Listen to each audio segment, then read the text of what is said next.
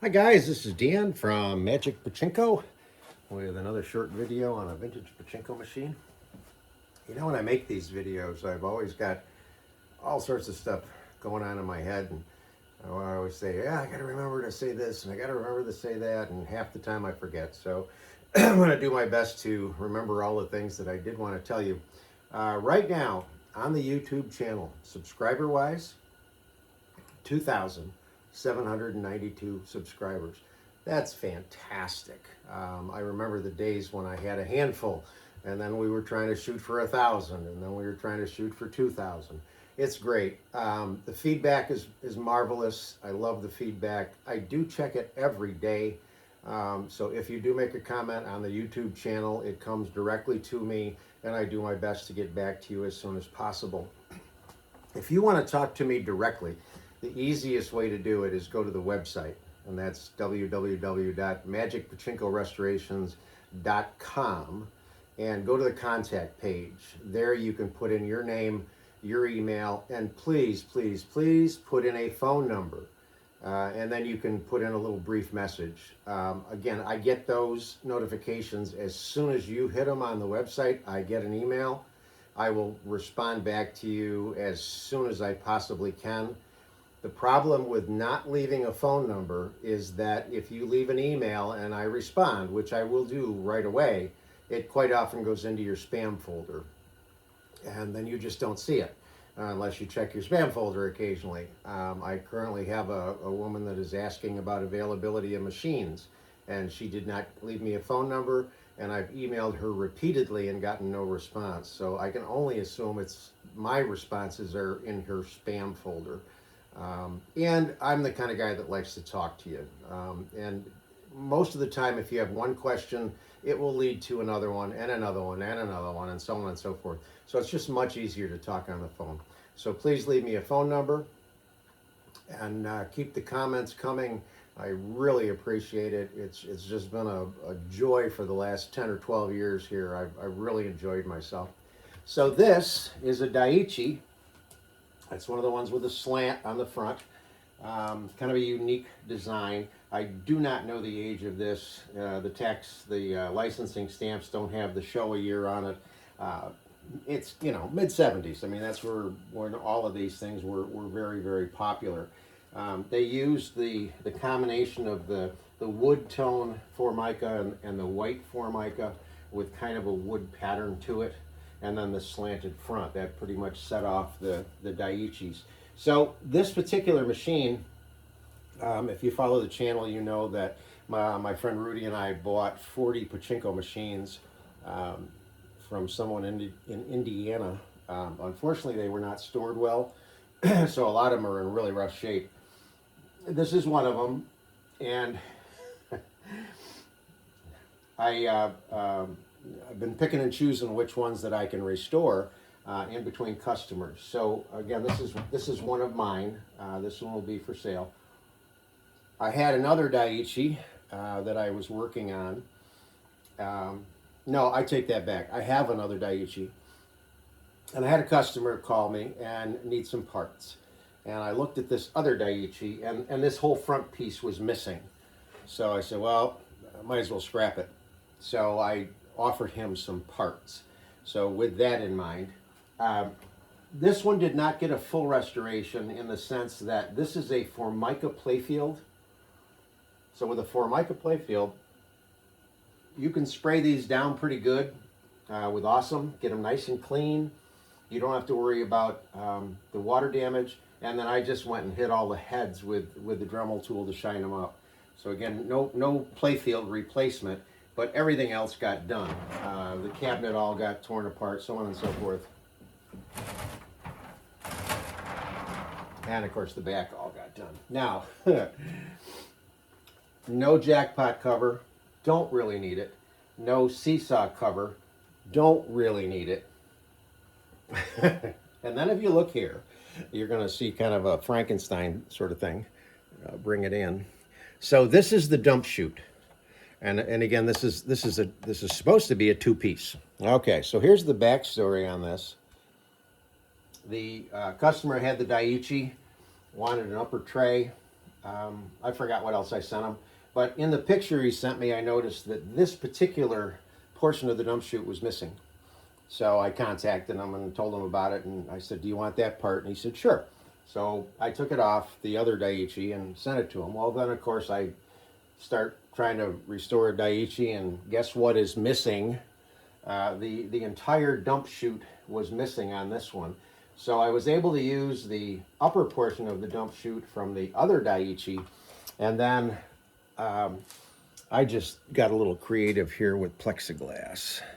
So what I have is I've got this really kind of cool little saw here, a little tiny table saw. It's got a guard on it, got a rip fence, variable speeds. It's real nice for cutting very, very small, lightweight stuff, specifically plexiglass. So that's one of the reasons why I bought it. So what I did is I cut 3 sides here, bottom, and then I messed up in the dimensions, but it came out okay. So I created this top part individually. So when you do stuff like this with plexi, this is a joint with hot glue. So what you do is you take this piece, and you put a piece of tape, you lay them flat, and you put a piece of that painter's tape there, and then you squirt hot glue in the joint, and then just stand the 2 pieces at right angles to each other, and the hot glue solidifies very quickly. So I did this side and this side, hot glued the bottom, and then I made this piece and hot glued it. And then I laid into it pretty good with hot glue, because when the balls come down, they hit this thing pretty hard. And this normally would have been screwed on, but with no, I suppose I should, maybe I will, put a little screw in there, just to make sure that it doesn't get knocked off.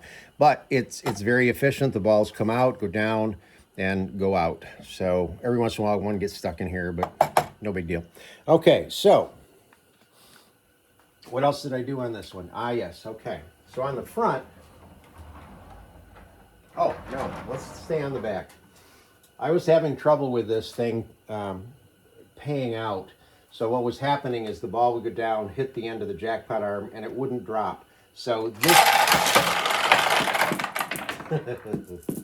story of my life, pachinko balls all over the place.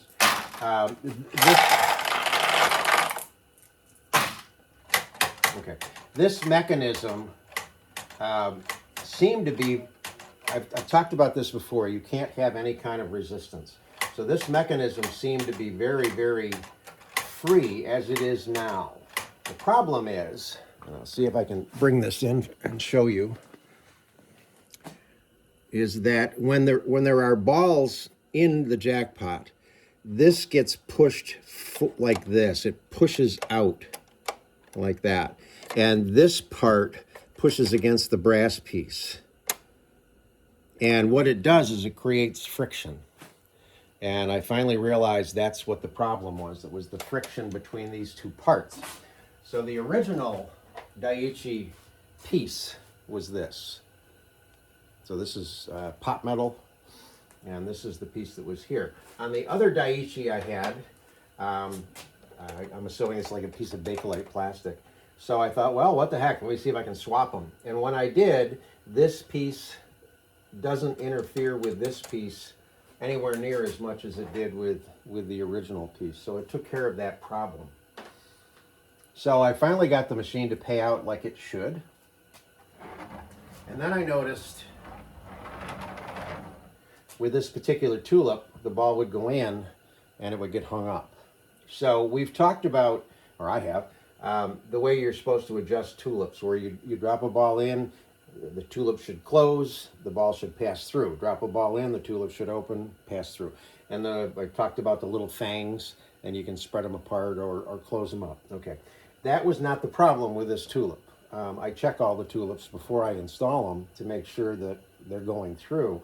And what it was is that on the back side here, and I don't know if you're going to be able to see it or not, but right there's a white piece of plastic right there.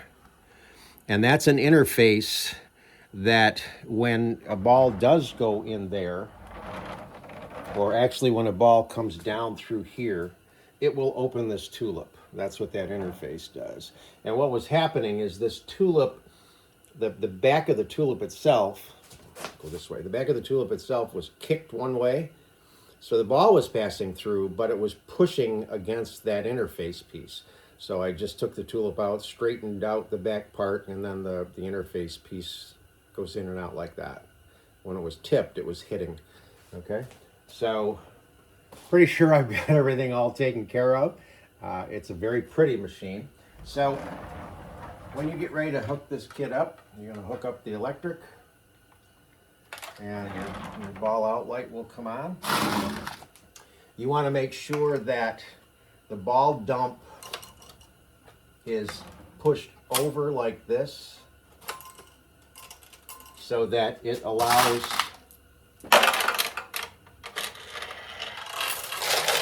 the balls to go across and into the jackpot.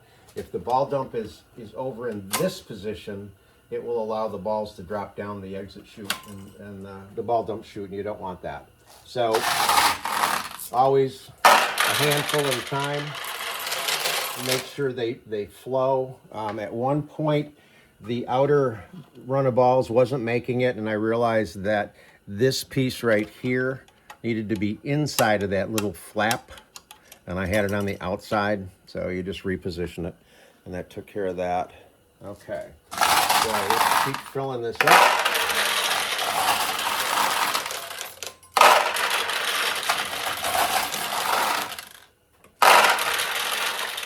So eventually you get enough balls in there that the ball out light will go off, and it also will open the gate that allows balls to go onto the launch ramp. So again, you got a couple of balls from the previous ball dump just stuck there, but they're not going to hurt anything. Okay, so we've got it all set up. Make sure that your seesaw is set so that this end is up, not down like that. Make sure it's like that. Lighting system on this, I don't think this had a jackpot light, if I remember right.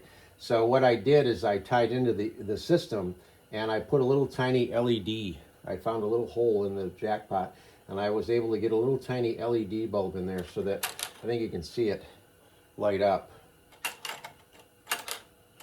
It's very bright, and it kind of flickers as it starts to light up. So it makes for kind of a nice jackpot. Okay, so we've got that. I'm going to put a handful of balls in here. And we just start to launch Pachinko balls. See if we can get a win. Okay.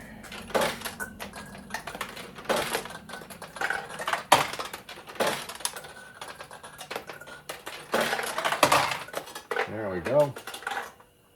And of course, every time I make a video,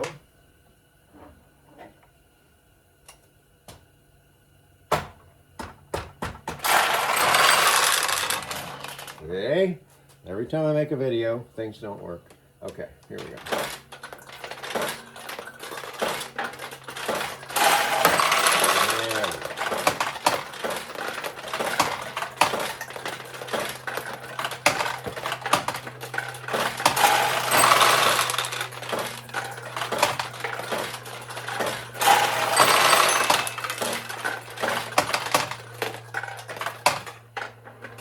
See?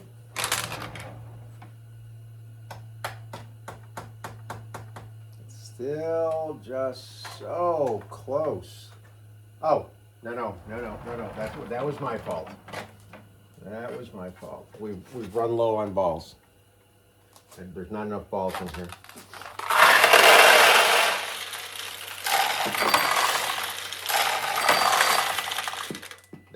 That was my fault. We ran out of balls. So, the more, obviously, the more often that you win, the more often it takes balls out of here, and eventually it won't pay out. So I've talked to customers about that quite a bit. So that's the Daiichi. Again, this had a sort of a full restoration without doing the playfield, and then a couple of unique problems to it. But overall, it's a pretty nice machine. And, you know, I think that these things need to be worked, get back into the cycle of being used and used and used and used, because they've sat for so long. Things change. Of course, it all got taken apart and cleaned, but I think this will be just fine once it's got a few thousand balls run through it.